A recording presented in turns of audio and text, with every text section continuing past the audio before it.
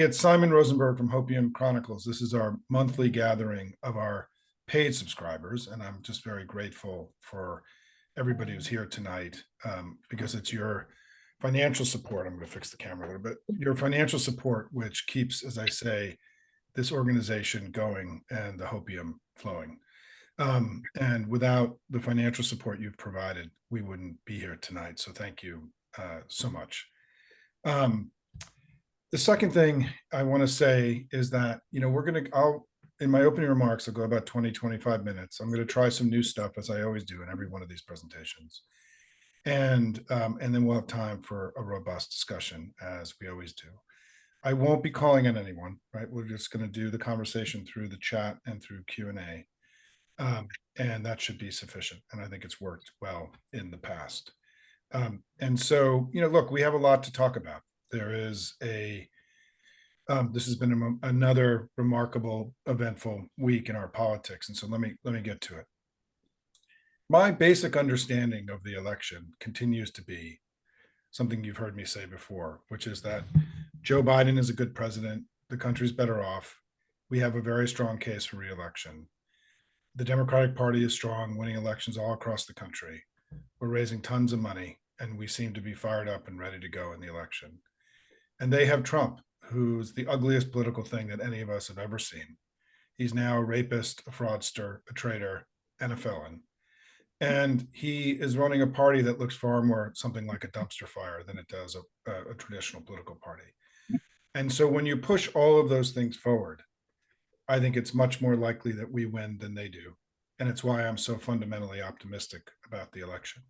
So let's go now and talk about those three things and break them down. Number one, Joe Biden is a good president. To me, this is sort of, as true as the sky is blue, right? I mean, when he took office in 2021, he had one of the ugliest first days of a president in American history. We had the virus was raging. The folks, if you can please mute yourself, I can still hear somebody has got there. Let me see if I can just do a broad mute on everybody. But if you can please mute all. Yeah, I'm muting everybody. Okay. Sorry, I didn't do that in the beginning. But when he took office on January 2021, it was one of the worst first days that any president's had in our history. Trump had just grossly mismanaged the pandemic. The vaccines had not been distributed yet. The American economy had cratered. The global economy was on knife's edge. We just had an insurrection against the United States, the first time there had not been a peaceful transfer of power in all of our history. And we also didn't have a normal transition from one government to another. This was among the worst first days that any president's ever had. And what Biden told us in 2020 was that he was going to get us to the other side of all this. And certainly, I think that you have to look at where we are today. We've come so far. I mean, our recovery from COVID is the best of any advanced economy in the world. Our GDP growth here during this period has been more than double the next economy of the advanced economies. We have the lowest inflation rate of any modern economy in the world, the best job market since the 1960s. We've had this explosion of new business formations and startups here that has made, as the Wall Street Journal called it the other day, made the American economy the envy of the world. The stock market has been breaking records. The deficit is trillions of dollars less than it was. We've had these three big bills that Biden passed in recent years are going to be creating jobs and opportunities for American workers for a generation to come, while also dramatically accelerating the energy transition that's so critical for our survival, frankly, and for countering climate change. He's been a good and successful president, I think, and we have to be loud and proud about that when we make our case to the American people. We have so much to work with. And even just in recent months, look what else has happened that we've learned, right? Flows to the border have significantly come down this year. Crime and murder rates have dropped all across the country. Inflation is down from far below from where it was 2 years ago. And we even saw just recently, food prices have now started to drop. We've seen many now large stores announce that they're going to be cutting food prices and other grocery prices and other common household item prices. We've seen a lot of things going in the right direction. And what's also been important is that one of the central arguments against Biden that you'll hear from Republicans is that he waged this war on energy, which drove up gas prices and which created a supply, which decreased American supply, increased gas prices, which fueled inflation. And yet, in the last year, in 2023, we had more oil, gas, and renewables produced in any year in American history, making us far more energy independent than we've been in decades. Joe Biden has been a good president, and I think we have a strong case to make for his reelection. And I think it's so strong that in some ways, what's happening now in this election is the Republicans are running out of things to attack Joe Biden on. The economy is strong. It's not weak. Inflation is down. It's not up. Crime isn't raging. It's actually plummeting all across the country. There is no war on energy. There's actually a dramatically advanced ability to have control of our own energy destiny. There is no Biden crime family story anymore either. That turned out to be a Russian disinformation op that has fizzled. And on his age, I think that the president has done a lot to assuage people's concerns with his strong performance of the State of the Union. For a lot of Washington insiders, his very strong performance at the White House Correspondents' Dinner a few weeks ago, and his willingness to go out and debate Donald Trump just in a few weeks, right? So I think his age is going to be an issue, as we all know in this election. It's not something we can run away from. But I think we have to tie it back to the success of his presidency. I think we have to say that we have been successful as a nation because of Joe Biden's age and wisdom and experience, not in spite of it. And I think this is an issue that we have to fully engage on in the coming months in this election. Two, us as a party. We not only have won more votes in 7 out of 8 of the last presidential elections, which is the best performance by an American political party in popular vote terms in American history, but we've also had this extraordinary thing happen in recent years, where since Dobbs, we've had tremendous Democrats continue to overperform and Republicans continue to struggle. This is highly unusual. The party in power almost always loses ground when in American politics. When you're in the presidency, you lose midterm elections, you lose special elections, you lose off-year elections. And the exact opposite thing has been happening, right? In 2022, we actually picked up a Senate seat, 2 governorships, and 4 state legislative chambers in the United States. We actually outperformed our 2020 numbers in Arizona, Georgia, Minnesota, Michigan, New Hampshire, Pennsylvania. Remarkable perform, and Colorado, I should mention, 7 states, right? We actually outperformed 2020. So in the battleground where we have to go win this election, in many of these states, we actually did better in 2022 than we did in 2020, in a year that was supposed to be bad for us with high inflation and low Biden approval in that last election. And we continue, and it's my view that what's happening is that since the spring of 2022, when Dobbs happened just 2 years ago, that something broke inside the Republican Party, and that for many Republicans, this was a bridge too far. It was just too much, and that their relationship to the Republican Party has become loosened, and it's caused them financial problems, and it's also caused them performance problems in the elections that we've seen. We continue to overperform; they continue to struggle. That happened throughout 2023 as well, right? We flipped, the Wisconsin Supreme Court seat in April of last year. We won Colorado Springs and Jacksonville, Florida, 2 of the largest Republican-held cities in the country. We took away the 6-week abortion ban in Ohio. Congratulations, everybody, an amazing victory. We then flipped the state assembly in Virginia and damaged the ability for the Republicans to believe that the 15-week abortion ban was an escape hatch for them on this issue that continues to depress, their standing with the public. We won city council races and school board races and mayoralties all across the country in 2023. It was a blue wave year. It was a remarkable performance of the Democratic Party. And the question now is that would this basic dynamic that we've seen play out in election after election of every kind, ballot initiatives, mayor's races, governor's races, all kinds of races where we overperform and they struggle, would that play out in early 2024? And I think the data so far suggests that it has been.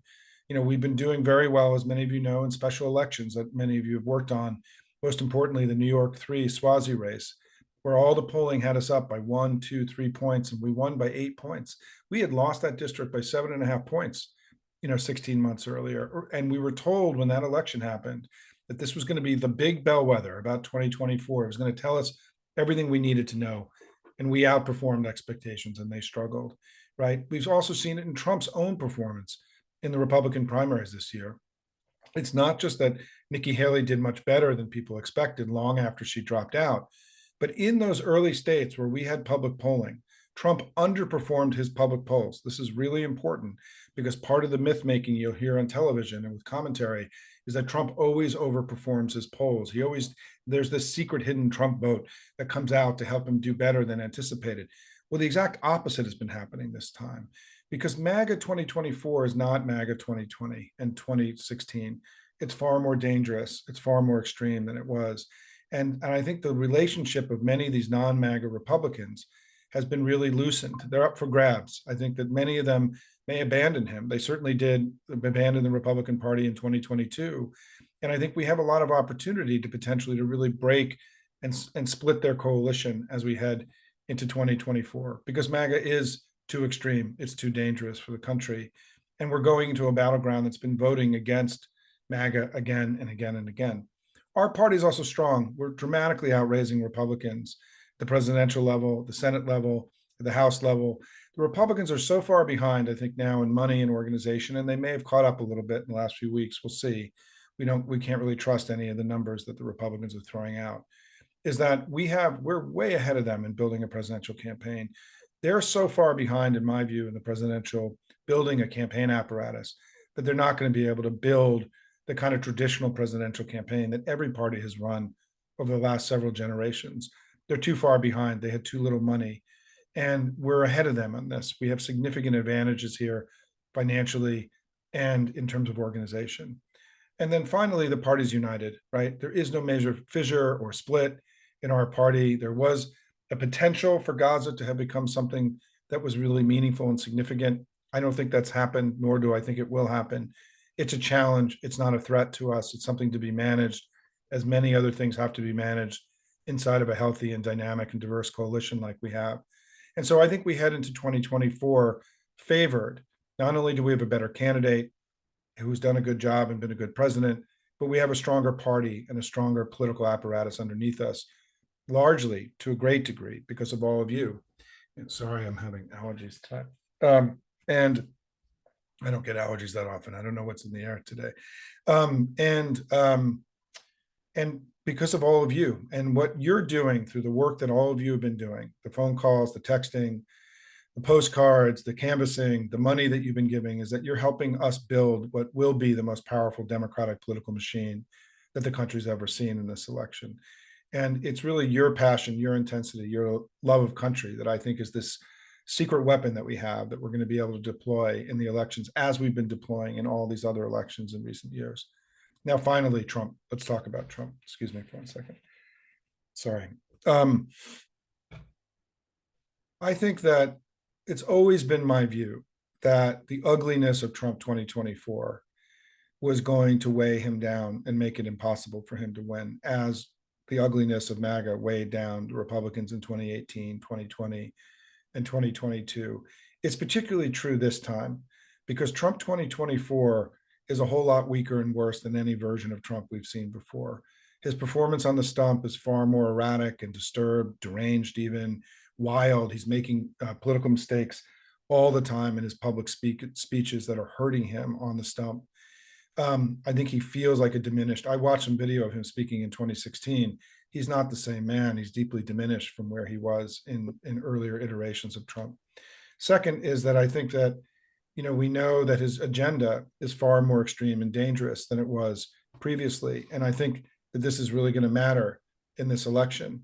One of the things that, that I like to point out is that I'm going to read this now because I haven't gotten this down in my rap yet because it's a new thing that I've been writing and I just want to read it. I don't do this very often because all my talks I do essentially without notes, right? This is all stuff that I know, but I want to read this because this is what I think the Republicans are running on this election, that Trump wants Putin to win and the West to lose.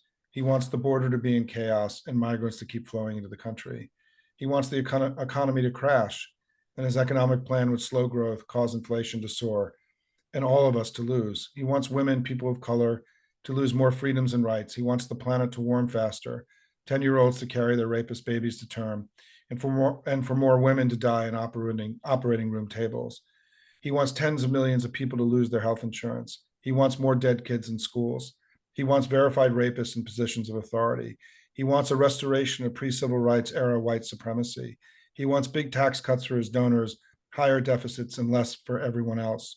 He wants books banned across the US, seniors to pay more for insulin and prescription drugs. He wants foreign governments free to pollute our daily discourse and harass our citizens online. He wants teenagers to work in night shifts in meatpacking plants and not go to school. He wants the minimum wage to stay at $7.25 an hour. He wants mass arrests and mass deportations of immigrants long settled in the US. He wants insurrectionists to get pardoned. He wants to end American democracy for all time. That's what Donald Trump wants. And that's why we're all here, right? That's why we're working so hard. And all of you have heard me say that in addition to this extreme and dangerous agenda, far more extreme and dangerous than it was in 2016 and 2020, we also know that what people are about to come to know about him is very different than what they knew about him in 2020. I call it my 6 things that all of you who follow me know. There are 6 things that they're going to come to learn about him. Now 7, that he's a convicted felon on 34 counts. But there are 6 more things that are going to come to know that I think are going to be, very difficult for him to overcome in this election. 1, that he raped E. Jean Carroll in a department store dressing room. 2, that he committed historic financial fraud in New York and has been fined now hundreds of millions of dollars for his defrauding the government over decades. 3, that he stole America's secrets. He lied to the FBI about it. He shared those secrets with other people. And he committed, and what he did by doing that was without question the greatest betrayal of the country by any former president in our history. 4th is that he tried to overturn an American election, a legitimate election. He led an armed attack against the Capitol, and he's now promised to finish the job of ending American democracy if he gets into power in January of 2025. 5th, that he and his family have corruptly taken more money from foreign governments than any family in American history, including just in the last few weeks, where the pro-Russian government in Serbia just granted the Kushner companies this massive concession on one of the most valuable pieces of real estate in the capital of the country. And then 6th, and this is obviously going to be very material in this election, is that he's singularly responsible for ending Roe and stripping the rights and freedoms away of more than half the population.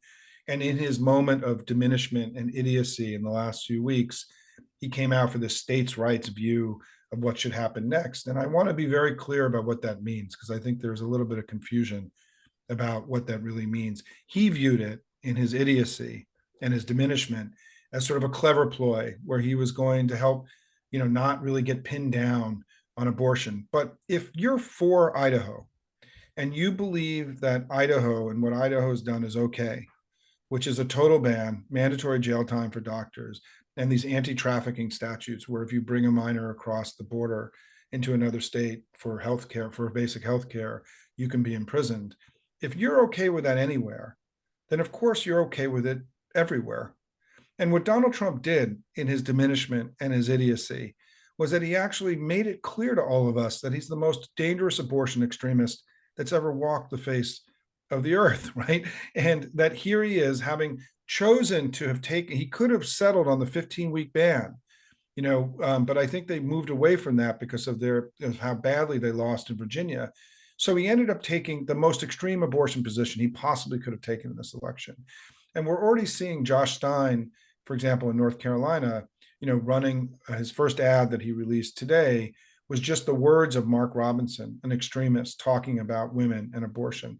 And I think people are going to be shocked about what these people have said because it's so outside the boundaries of how we speak to one another and the way that we understand each other in this country. And so I believe that when we go to work together now, and I've called for this to be an intense a month of work calling Making June Count, and many of you have risen to this challenge. We've raised on the Hopium site over $350,000 just in the last 2 weeks for candidates and parties around the country. It's been an amazingly rewarding and inspiring set of activities with all of you, right? We have to make this month count. I really believe that what we've learned in polling in recent months is that now that we're asking the question about likely voters, the way polling works is they ask questions about registered voters until you get closer to the election, and about 20% of registered voters don't vote in the election. And the whole way you determine a likely voter, there's a whole debate about that, but let's just assume that this is a simple process. What we're learning is that when you poll likely voters now, that we're starting to get polls of likely voters, Joe Biden does much better. Ron Brownstein wrote a whole analysis about this on CNN last week, the most, in my view, the smartest political commentator in the country, showing that among the voters that are most likely to vote in this election, 28 people that voted in 2018, 2020, and 2022, Joe Biden leads by at least 3 to 4 points among the people who are the most likely people to show up. Donald Trump only starts to get a lead when you include everybody, registered voters, 20% of whom are not going to vote. He does very well with these low information, disinterested, disengaged voters. And my view, my explanation for that is that's because they haven't gone through the same process yet that the rest of us have, which is to understand this choice that I've been describing tonight between a pragmatic and smart and successful Democratic Party and this horror show of what MAGA has become. And that when this broader electorate, when the likely voter electorate goes through that process of going from being disinterested to being interested and then becoming a voter, Republicans struggle and we overperform. Many of those polls in 2022 that showed us not winning were registered voter polls, right? And so what's happening is that we now know almost definitively that in the universe that is likely to vote in 2022, we are likely to win that election. But what's going to happen now is that because of what happened last week and Trump's 34, being, convicted, and the debate coming up, tens of millions of people are going to start checking into the election now and starting to go through that process of determining whether they want to vote and who they're going to vote for. And so it's really important we get loud right now and we provide our candidates with money so they can be loud to be speaking to these voters as they check in to help explain the choice that's in front of them. And it's also important that we get loud by volunteering and by being information warriors, right? We have to be loud every day. They have this extraordinary, unprecedented propaganda machine. And one of the ways that we cut into that and make that less effective is by building these powerful campaigns where we can control the information environment and push our performance to the upper end of what's possible. That's part of what happened in 2022 and what's been happening in campaigns all across the country. But we also have, and so all the work you do with campaigns is helping us get louder. But we also, like an information age victory garden, have a role to play in our networks, in our conversations, in our engagement with other people, to tell the story of Joe Biden and the Democrats and how we've made things better, and how Donald Trump and MAGA are going to make things far worse if they get into power. These are easy stories to tell because they're true.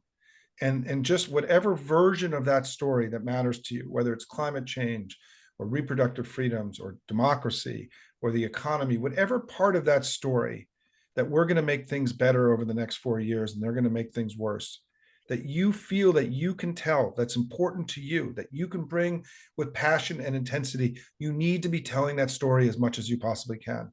We need to get louder. If 2 to 3 million of us are doing this every day, we can start to really cut into the loudness gap that I think exists in American politics today. I believe in us. I would much rather be us in every way imaginable right now. I'd rather be the party of proud patriots who are doing their work and fighting for their democracy than a party that is increasingly a party of 200 to 300 oligarchs that are trying to take America foundationally away from the whole reason we were created all those years ago in the 18th century, which is we wanted to imagine a world that wasn't about hereditary democracy and oligarchs, but a world that was imagined, that was governed by people. We've built that world. We've made the world far better because of that in the United States, here and everywhere. And MAGA and their allies in Russia and Iran and China and Hezbollah and Hamas and all those people who want to return to a world that isn't about freedom and opportunity, but around dominion, those are the people that we are in this battle with. And I will tell you right now, as we sit here, and voting only starts on September 20th. It's not too far from now. In every way imaginable, and for all the reasons I discussed tonight, I would so much rather be us than them. And in part because we have each other, and we've been kicking their ass all over the country now for the last couple of years. We're going to kick their ass again in this election because none of you are going to let up. You're going to go fight. We're going to do it together. and we're going to win this election together for the good of the United States, the people of the world, our kids and our grandkids, and the kids and the grandkids of all the people of the world. The stakes are high. I'm confident that we're going to get this done, and I'm proud to be in this fight with all of you. Let me get to questions. Thanks, everybody. So please put your questions in the Q&A box. There's already many there. And I will try to get a sense of sort of the big common threads and try to address them. Yeah, let me address the question about what's happening in the States, because this is, I didn't really do that in tonight's discussion. I think, and I've written about this a lot in the last few weeks, so if you're a avid Hopium reader, you will know somewhat I'm about to say, is that first of all, there have been 6 multi-state battleground polls taken in the last few weeks. And in Michigan, Pennsylvania, Wisconsin, in all but one, so it's 3 states times 6, so there have been 18 polls. In 17 of the 18 polls, Biden and Trump are within margin of error, meaning it's tied. It's statistically tied. Only in one, in the New York Times registered voter poll, was Trump ahead outside of margin of error. So in the states that get Biden to 269, because Trump has to win either Michigan, Pennsylvania, or Wisconsin to have a chance of winning. If he doesn't win those 3 states, and we win those 3 states, and we win the blue dot in Nebraska, we get to 270 and we win. So the way to think about the map, when you look at the map and you see presentations on TV and stuff, if he's not definitively winning Trump in outside margin of error in Michigan, Pennsylvania, or Wisconsin, he's not winning in the election. And today, Donald Trump is neither winning outside of margin of error in the popular vote, nor is he winning outside of margin of error in Michigan, Pennsylvania, Wisconsin. There was a new poll out today that showed Biden ahead in Wisconsin and in Michigan and in Pennsylvania, for example, right? So the way I view this is those 3 states are close now. They're close and competitive. However, I think we have significant advantages that we're going to prosecute over the next few months. Number one is that we have Democratic governors in 5 out of these 7 states. And those governors are going to be campaigning like crazy. They're popular. They know how to connect with the voters in their states. And their political apparatus is going to make their presence, their campaigning, and their political apparatus is going to make an enormous difference for us in these closing months. Number 2, we know from polling, and I wrote about this today, that in the Wall Street Journal did, that a majority of voters in the 7 battlegrounds believe that the economy is better in their states. It's not that hard for us to make that connection with Democrats on the ground in these places to say, if you think things are better here in Arizona or in North Carolina, that's because of Joe Biden and the Democrats. That's not the hardest political thing that anybody's ever done. I think making Trump look like a serious presidential candidate again is a lot harder than this. 3 is that they're starting to have bad candidate problems again. All of their statewide candidates are underperforming right now. We're beating them in all these critical battleground states. None of their Senate candidates in these battlegrounds look like they're going to mount a very serious effort against any of our candidates. It could happen, but it's not happening now. And that's important because if we beat Mark Robinson in North Carolina by 5 or 6 points, if Josh Stein wins by 5 or 6 points, and Ruben Gallego wins by 5 or 6 points in Arizona, Joe Biden's going to win those states. And there just comes a point where, that the physics here, of elections really start to kick in, and their continued struggle and underperformance at the top of the ticket underneath Trump in all these battleground states really matters. And I think where it really will matter a lot is in Arizona and North Carolina. One of the reasons that Hopium has gone in so hard into those states is that I believe we have unprecedented opportunity there because of the extremism of the 2 Republican candidates, Kari Lake and Mark Robinson, who are 2 of the most extreme candidates that MAGA has produced during this dark period in our history. I think it's why I feel like we can win in Arizona and North Carolina. And part of my strategy at Hopium now is that I think we have advantages in the blue wall states, in Michigan, Pennsylvania, Wisconsin. We also are going to have, not only in addition to everything else I just said, labor is going to be spending unprecedented amounts of money and communicating to their union members in those 3 states in ways that we've never seen before.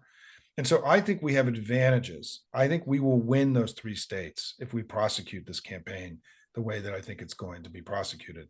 And then the question is, how do we get to 270, right? Because that gets us to 269. And what Hopium's focused on is that what I call, if winning those 3 states is checkmate is winning Arizona, North Carolina, or Nebraska too. And that's what we're focusing on now, right? We're focusing on Arizona, North Carolina, Nebraska too. We win any one of those 3 things, we win the election.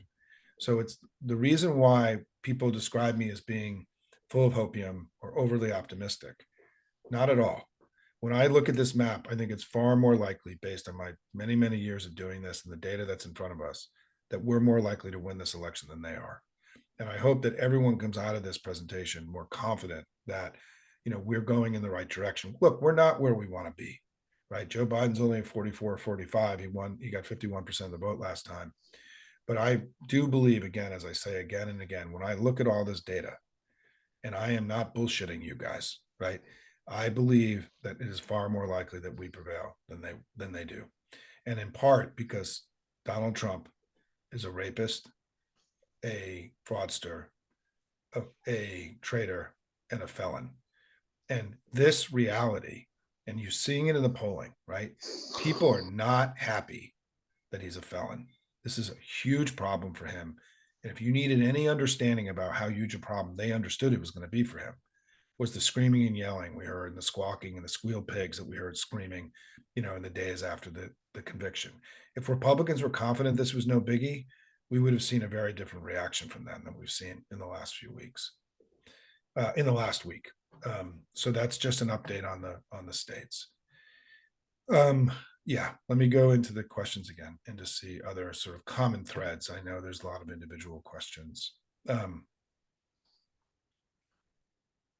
Yeah, I want to I want to get to this comes up a lot, and so let me talk about what's happening in the Middle East and its relevance to the election. So first of all, we don't know what's going to happen, and it's very possible within the next few days we get a hostage deal and Bibi's government falls. I mean, we don't know what's going to happen, but for anyone who wanted Joe Biden to exert dramatic pressure over the Netanyahu government, you should be really, really happy over what's happened over the last few months, because he has exerted extraordinary pressure and influence over a government that had no interest in that happening, right? And so we're getting to a point where this whole issue could dramatically change. It also could not, and we could be exactly in the same place, that we've been. And this has obviously been a very, very, I wanted to say that I think, these issues are as tough as they come. The idea this is simple, or there's an easy fix, or you can just turn off, our support of Israel and all these kind of things that are out there. I mean, this is as hard as it gets, folks. Very complicated. And as I've said in my presentations many times, I think Bibi Netanyahu taking the course that he took, and I know plenty of people think that, of course, he was going to do exactly what he did. I don't think that's true, because I think at the beginning, right after October 7th, Bibi had the whole world behind him. And I think it was the likely scenario that he was going to work in a more cooperative way, understanding that Israel was in this unprecedented opportunity to gain adherence and admiration from people around the world. And he chose a different path. And I know there are people who argued, of course, Bibi was going to do that. I don't think, my own view politically is that I think Biden made the right calculation here from the very beginning. And I know that we're going to be debating this until we all die, probably, right? But I think that what Biden's done, I can explain and understand everything Joe Biden's done at every step of the way. And I've supported virtually everything he's done, because I think his choices were frankly far more limited than has been understood or represented. So first of all, I think there's still, how this plays out in the election, we don't know, because I think it's still evolving, it's changing. And if anything, we understand that the Middle East is always full of surprises. Second is, though, I think we know from polling is that this is an issue that is very low down on the list of most voters as being something they're going to vote on in this election. Imagine that we know that voters don't even know that the economy is creating jobs and stronger today than when Biden came into office. How are they going to be following something that's such a distant event in their lives, that is so distant for so many people, and have it become a voting issue? The way I like to describe this is that this is an important issue, Israel-Gaza, but for most voters, almost all voters, there are other issues that matter much more. And even for young people, that's true. I mean, we've had two recent polls, right? The Harvard IOP quarterly poll of 18 to 29-year-olds, which is the gold standard poll of young people in the United States. And they gave young people 18 to 29-year-olds 16 issues and said, can you rank them in importance? And Israel Gaza was 15th out of 16. In Gotta the wash. Axios poll that was done I'm gonna for wash college dishes students. for a second. Hey, folks, can you please, I'm going to do the mute again for everybody, but please, it's the second thing is that in the Axios poll of college students, they gave them 10 issues to rank in importance, and Israel Gaza, Israel Hamas was number 10. And so I think that it is an issue. I mean, but it's an issue that is like so many other issues. I think it's something that needs to be managed by the president, but is not a threat to his presidency. And remember, on the question of Michigan, in the public polling we have available to us, we've been ahead in Michigan more than any other state polled so far. And so it doesn't mean that this isn't going to be something that is a challenge for us, but and it will be. But I think it's also been exaggerated to some degree about the challenge that it's going to present to us in Michigan and some of these other states. But again, we'll see. Bottom line here, I think the president has done a really good job on a very challenging issue. And, this thing is not settled, and we'll see what happens in the next few weeks. But I think for most voters, they're going to be voting on the same things they always vote on, which is the economy, healthcare. Do they feel safe in their homes and in their communities? These are the things that drive elections, and it's most likely going to drive this one too. Okay, let me get to some other questions. Sylvia, I know that you were poking around on that, so I appreciate you bringing that up.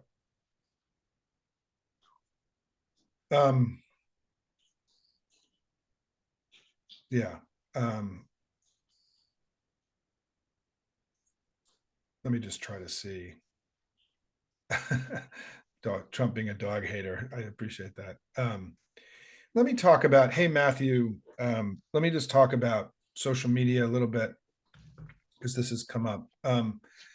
There's no question. I mean, I want to say this as bluntly as I can, is that Russia interfered in our election in 2016 on a massive scale.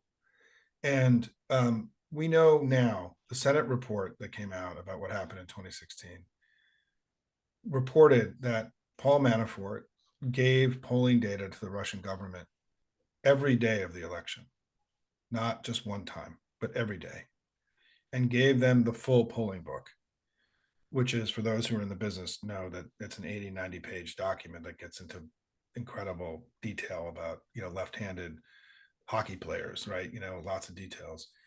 And the Trump campaign openly worked with the Russian government, right, to give them the tools that they had, that needed to come in and influence our social media and our social discourse in 2016. And the way to think about what Russia did in 2016 is that it operated like a super PAC, basically, that was reinforcing and amplifying stuff that the Trump campaign was doing throughout the general election, in addition to hacking into the DNC and dumping all those documents the right before our convention, and disrupting and blowing up our convention on the first day, causing the chairperson of the DNC and the entire senior staff of the DNC to resign months before an election, which meant that in the general election, our party was probably operating at a 70% capacity. These two things in an election that was won by 70,000 votes, in my view, were determinative. And so we've already had a situation where the interference of outside hostile powers, could have, in my view, determined the outcome of a presidential election. It's what I believe, right? We'll be debating these things for all time.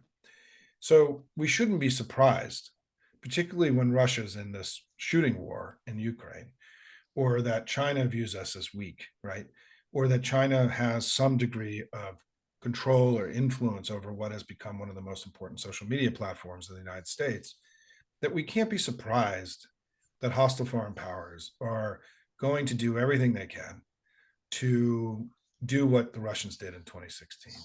And a central reason that I founded Hopium over a year ago was to help create a community of people that I called information warriors, who were going to become bulwarks against this outside interference in the 2024 election, and to give you tools to make all of you more powerful in your daily communication in order to make us louder, to make it harder for there to be outside interference in our election as there was in 2024. In the last few days, Donald Trump joined TikTok, and within a few days had 10 times as many followers as Joe Biden did. And his posts are being seen by large numbers of people, millions and millions of people. Almost, it's my view that the overwhelming majority, if not virtually all of those accounts that are following him, are not domestic American accounts of real people. And because why would Republicans who have access to Fox News and Truth Social and Twitter, which is now seen as Republican friendly, and OAN and all these other places they have information, why would they jump over to a Chinese run platform, right? Given how much they demonize China, and make this sort of a new home? And the answer is they wouldn't. They live in the most densely populated, information rich propaganda outfit, network you could possibly imagine. And the notion that there were 3 million Americans just sitting around waiting to jump onto TikTok when Trump got on a Saturday, by the way, was absurd. And so we're already seeing, I think, a significant increase in the ability for outside governments to amplify and interfere in our domestic discourse. To me, this is a sign that there's no way this was organic, right? I studied this stuff. I set up the first countering disinformation operation that ever in a political party in the 2018, the DCCC. Nothing about what just happened here was organic. And so, we are facing, us proud patriots who love our country who are fighting so hard, we are facing a daunting set of challenges to get loud and to drown out the flow of stuff that's going to be coming at us. The good news is, right, is that we've been doing that successfully since 2018. That despite all their shenanigans and their craziness and their buying of Twitter and everything else, right, we just keep winning and they keep losing. And the reason why is because we have better candidates, better arguments, we have a better political machine, and they have to go and invent the world's biggest propaganda network, because they have terrible arguments and terrible candidates. And their party committee is, many of their party leaders are getting indicted and are going to go to jail, right? Underneath all of this, the only reason this election is close, for many reasons, is because of this unprecedented propaganda machine, Fox News and all their foreign amplifiers, right? I mean, you should know I'm on Twitter. I'm very active on Twitter. There's no question that I have Russian people attacking me on Twitter every day, right? I'm engaging with people that live in Russia who are masquerading as American citizens every day, right? It's unbelievable that we're in a place where this is common. Where just a guy like me living in my, working in my son's bedroom here, doing hopium, is like fighting with Russian intelligence agents on Twitter every day. It's an absurdity, but it's where we are. And what's critical for everyone to recognize is that even in that environment, we keep kicking their ass. And so have faith that the way that we're executing our politics, but the only reason we're kicking their ass is because of all of you, and because of the money you're raising and the work that you're doing and and you're working your networks with good information. The thing that is making us competitive and allowing us to win in this information environment is the 2 to 3 million proud patriots who are getting up every day and doing this work with all of us. We have more than they do. And we cannot allow for any moment for you to believe that they have more than we do. They don't. If they did, they'd be winning and we'd be losing. And this is really important because, as I've been writing about a lot in recent weeks, what Trump is trying to do is to get you to believe that it's inevitable he's going to win. This is what they did with the red wave in 2022. They manufactured this false red wave. And I went on presentations like this all through the election in 2022 saying, no, the data shows it's going to be a close competitive election. It's not a red wave. And I came to understand that the red wave was a psych out, right? They wanted you to believe the election was over. They wanted you to stop doing your postcards and your calling and your canvassing and your donating. They wanted you to give up. They want you to believe that resistance to their inevitable victory is futile. And what we are here at Hopium to say is no fucking way, right? That we are here fighting every day and beating them every day because we are not going to obey in advance. We don't believe resistance is futile. We know that when we do the work, we win. And what's critical is that when you hear Trump say the polls are amazing for me, and that I had 100,000 people at a rally, which was a lie, or that I raised $50 million the other day, which was a lie, right? They're trying to, like the Wizard of Oz, right? This is Wizard of Oz, in real terms in front of us right now. They are trying to make you feel like anything you're about to do over the next 4.5 months or 5 months, whatever it is now, is not worth it because he's just going to win because he's big and strong and right. And we're weak and we suck. And we know the exact opposite is true, right? We've been strong and beating them. They've been weak and losing. And it's really important for you to understand that this is a strategy, right? This is a political strategy. It's what authoritarians do. It's what they did in 2022. And it worked in 2022. I mean, part of what happened with the red wave is the DCCC and the House Democrats lost a lot of money at the end that they thought they were going to get from donors that got redirected into governor's races and state legislative races all across the country because they believed the red wave was coming.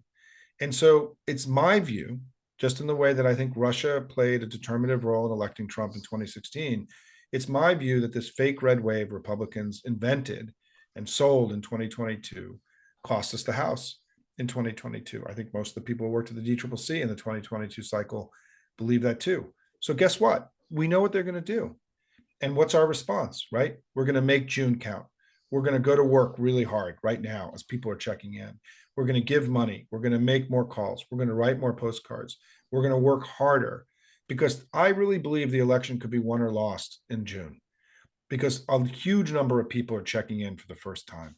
And we have to present to them this choice between strong, constructive Democrats who make things better when they're in power and this terrible, dangerous shit show that exists on the other side, right?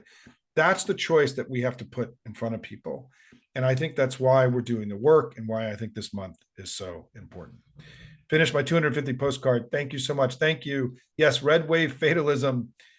It's what Timothy Snyder calls do not obeying in advance. Ruth Ben Guyot talks about this all the time, about this is, play one in the authoritarian's playbook, which is they want you to believe that resistance is futile. And what we have proven together, that resistance is not futile, that doing the work and doing all the stuff that we do actually causes us to win.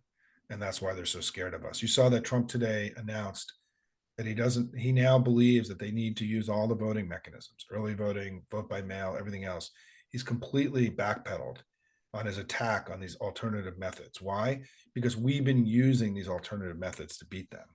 And it's a sign, in my view, not of their strength or their savvy, but of their recognition that they're behind the eight ball and that we're strong and they're weak. Let me get to a few more questions. Sorry, I got a little riled up there. But thanks, Matt, and thank you for all of your constructive and positive work that you do in our chat every day. Yeah. Let me just see if there's any kind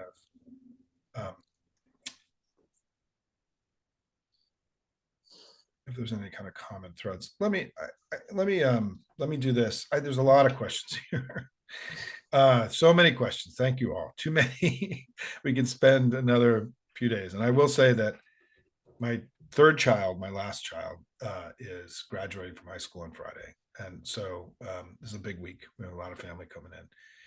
And so hopium on Thursday, Friday is going to be a little lighter than usual. I have to vacate this bedroom for my son when he comes back tomorrow he lives in Idaho, and he's going to be, and by the way, I haven't really talked about this. My dog over here, that's Tug. I'm going to start sharing more pictures of Tug.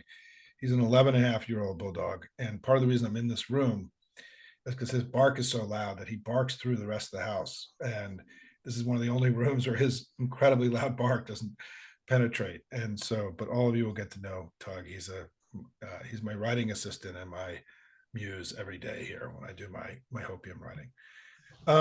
Let me do this to end. And there are so many questions, and I wish I could get to them all, but I want you to know that I don't always respond to all of you when you reach out to me, and it's very hard. I think the thing that I'll say to the paid subscribers here is that I had no idea what I was doing when I founded Hopium. A little more than a year ago, I had an instinct. I had a understanding. I had a hope. I had a set of hopes, right?